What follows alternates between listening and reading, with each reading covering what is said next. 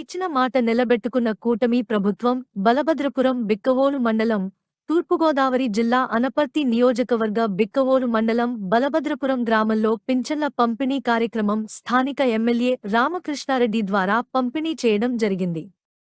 తెల్లవారుజామున 5 గంటల నుంచి పింఛన్ల కార్యక్రమం మొదలుపెట్టి పూర్తి చేయడం జరిగింది. ఎమ్మెల్యే నల్లమిల్లి మాట్లాడుతూ కూటమి ప్రభుత్వం హామీలలో భాగంగా పింఛన్ల పెంపు కార్యక్రమం ఎన్నికల హామీ ప్రకారం 3,000 నుంచి 4,000కి పెంచడం జరిగిందని, దివ్యాంగుల పింఛను 3,000 నుంచి 6,000కు పెంపుదల చేయడం జరిగిందని అన్నారు.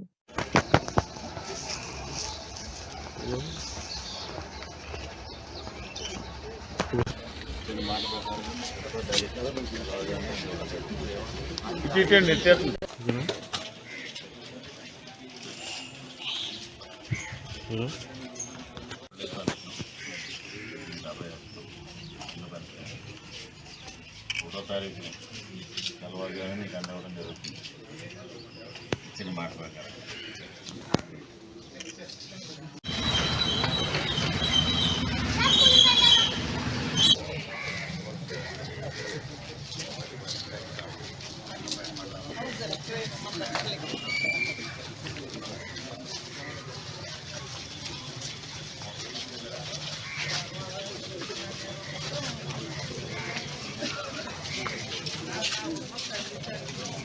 అందరికీ నమస్కారం.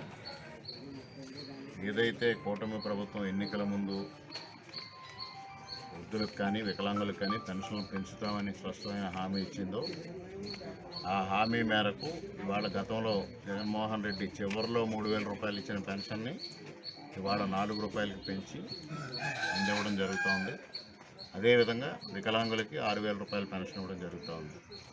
అది కూడా 1వ తేదీన వాలంటీర్లు ఎవరూ లేకుండానే సచివాలయ సిబ్బందితో కూటమి నాయకుల సహకారంతో ఉదయం 5 గంటలకు మొదలుపెట్టి 8-9 అయ్యేటప్పటికి పూర్తి చేయడం జరుగుతోంది.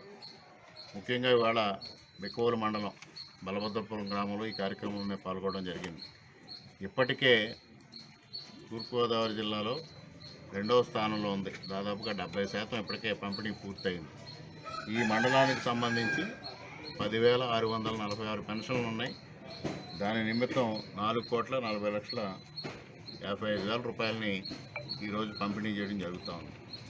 గతంలో జగన్మోహన్ రెడ్డి వాలంటీర్ వ్యవస్థ లేకపోతే పెన్షన్ల పంపిణీ కార్యక్రమం జరగదు, అదేవిధంగా ప్రభుత్వ పరిపాలన స్తంభించిపోతుందనే విధంగా ప్రవర్తించడం జరిగింది.